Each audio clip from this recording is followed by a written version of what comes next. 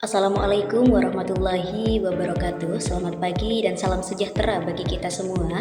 Sebelumnya perkenalkan saya Siti Rifqah, NPM akhir 32. Di sini saya akan memaparkan materi untuk memenuhi tugas mata kuliah Statistik Penelitian. Adapun materi yang akan saya sampaikan atau saya bahas adalah mengenai normalitas populasi, independensi, dan juga homogenitas variansi populasi.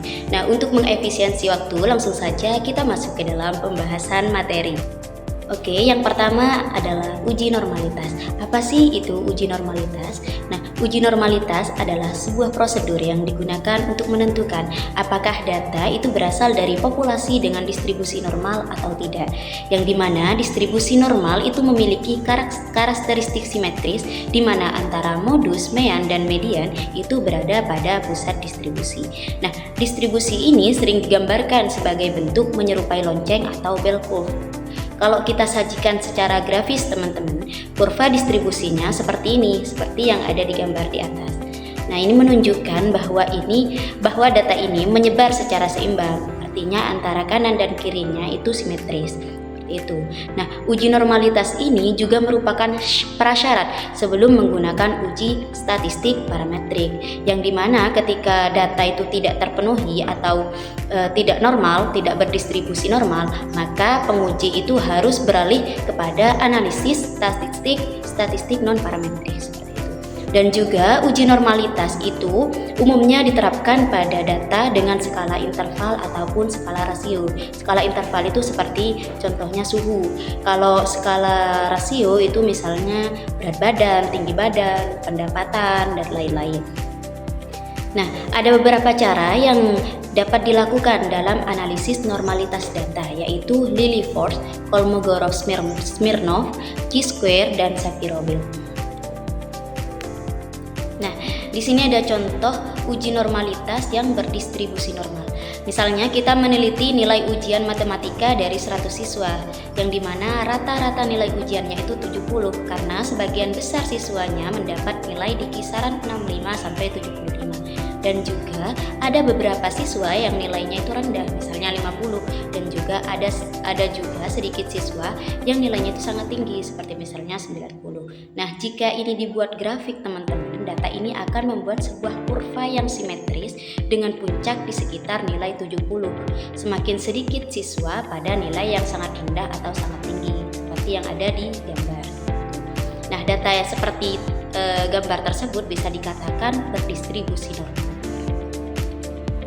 Lalu selanjutnya adalah fungsi uji normalitas. Yang pertama adalah untuk memenuhi asumsi uji parametrik, yang dimana asumsi uji parametrik adalah data yang dianalisis harus berdistribusi normal. Nah, yang kedua ada fungsi dari uji normalitas adalah menentukan metode analisis selanjutnya. Seperti yang saya katakan sebelumnya, jika data yang kita peroleh itu berdistribusi normal, maka kita bisa menggunakan analisis statistik parametrik. Sebaliknya, jika data tidak berdistribusi normal, maka kita harus beralih ke analisis statistik non parametrik seperti itu. Nah, yang kedua ada asumsi independensi.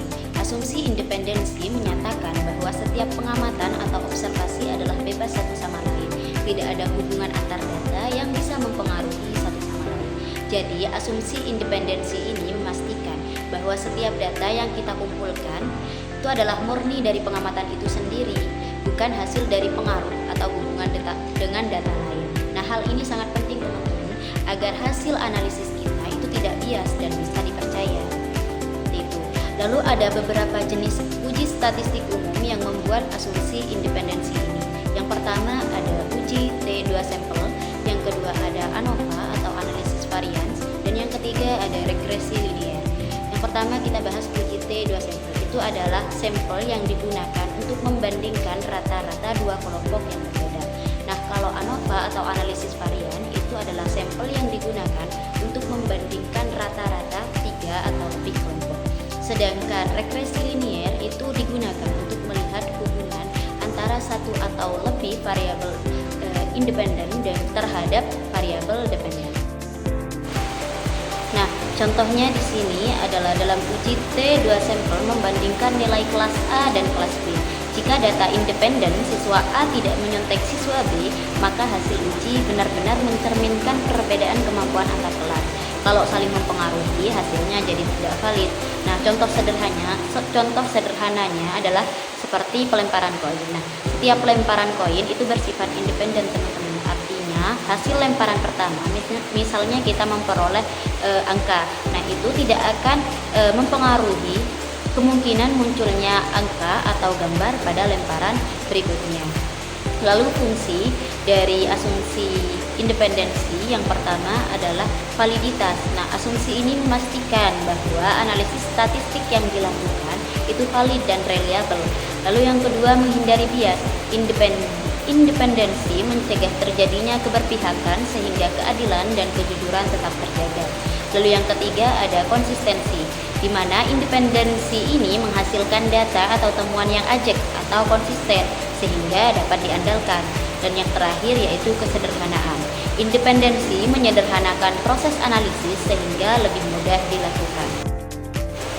Lalu yang ketiga ada uji homogenitas. Uji homogenitas adalah salah satu metode pengujian dalam statistika untuk mengetahui apakah dua atau lebih sampel itu berasal dari populasi yang berbeda dengan memiliki distribusi variansi atau karakteristik yang sama. Nah, jadi uji homogenitas itu penting, teman-teman. Kenapa? Karena banyak teknik statistik lanjutan seperti uji ANOVA yang membutuhkan syarat bahwa data harus memiliki variansi yang homogen. Nah, kalau syarat ini tidak terpenuhi, maka hasil analisis bisa bias ataupun keliru. Jadi sederhananya, uji homogenitas itu untuk menguji apakah variansi antar kelompok dalam suatu penelitian itu sama atau berbeda secara signifikan. Nah, perhitungan uji homogenitas dapat dilakukan dengan berbagai cara ataupun metode.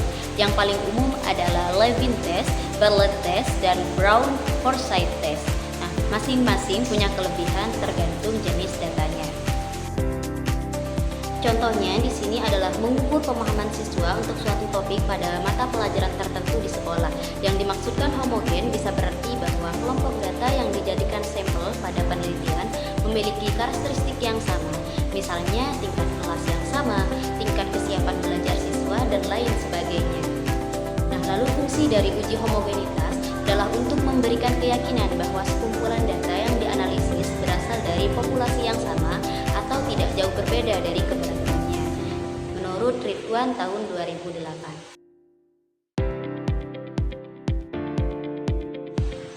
Nah, itu tadi teman-teman pembahasan materi dari saya. Saya ucapkan terima kasih kepada Ibu dosen dan juga teman-teman yang sudah mendengarkan, melihat atau menyimak video saya.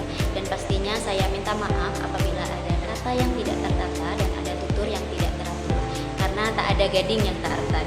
Wabillahi taufik wal hidayah. Wassalamualaikum warahmatullahi wabarakatuh.